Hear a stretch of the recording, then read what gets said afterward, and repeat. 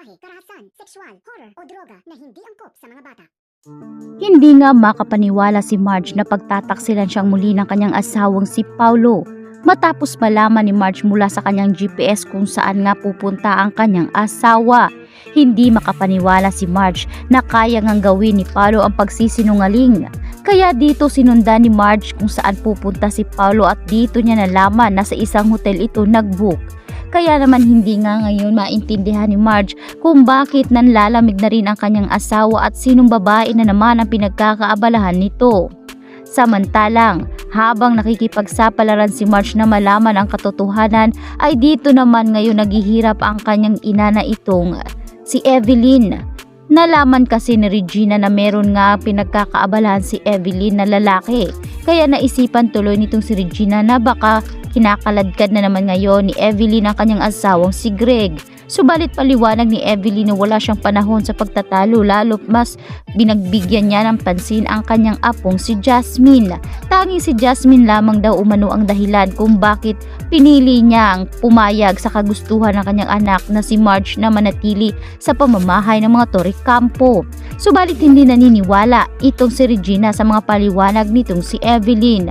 Oras umano na malaman ni Regina na pagbigyang pansin at panahon ni Evelyn ang kanyang asawang si Greg ay hindi nga raw siya magdadalawang isip na palayasin ito sa kanyang pamamahay.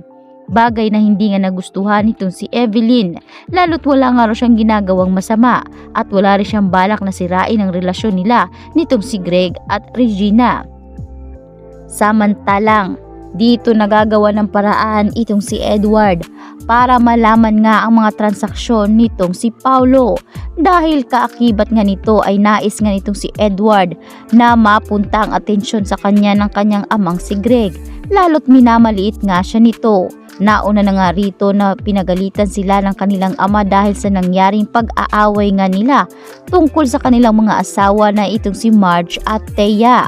Kaya sinabi nga nitong si Greg na kung hindi aayusin ni Paulo ang kanilang problema ay baka tanggalin na bilang CEO itong si Paulo sa kanilang company.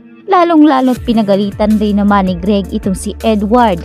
Sinabihan niya itong si Edward na kapag sa susunod na maulit muli ang pagtatalo nila ng kanyang kapatid ay tatanggalan na umano ng karapatan ni Greg si Edward sa kanilang kumpanya.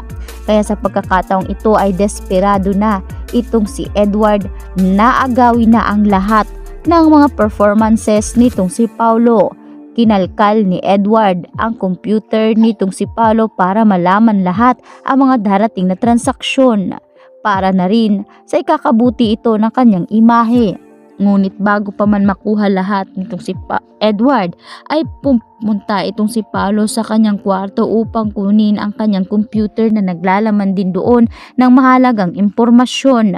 Sa kasamaang palad ay hindi na inabutan ni Paulo itong si Edward at tuluyan na ngang nakuha ni Edward ang lahat ng mga importanteng impormasyon tungkol nga sa trabaho ni Paulo sa pagpapalago ng kumpanya.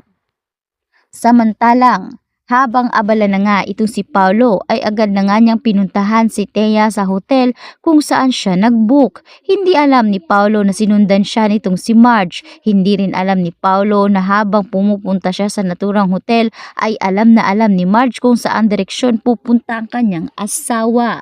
Sa makatuwid ay nasundan siya nitong si Marge. Pasilip-silip nga itong si Marge at tinitingnan kung sino nga ba talaga ang babae nitong si Paulo at kung totoo ba ang kanyang nararamdaman na nagtataksil na naman ang kanyang asawa sa kanya. Hindi siya makapaniwala sa kanyang mga nakita dahil doon ay dito nga niya nakita na talagang nag-book ng hotel itong si Paulo at dito niya rin nakita at nahagip ng tingin itong si Thea. Kaya mas lalong tumindi ang agam-agam nga nitong si Marge na hindi kaya si Thea ang babae ni Paulo. Hindi umano matatanggap ni Marge kung sakaling malaman niya na si Thea ang pinagkakaabalahan ngayon at pinagkakaubusan ng oras ng kanyang asawa. Dito na magkasabay na pumunta ng elevator itong si Paulo at Thea. Gustong-gusto ngang sundan ni Marge kaya dumaan siya sa likurang bahagi ng naturang hotel at umakyat sa hagdanan.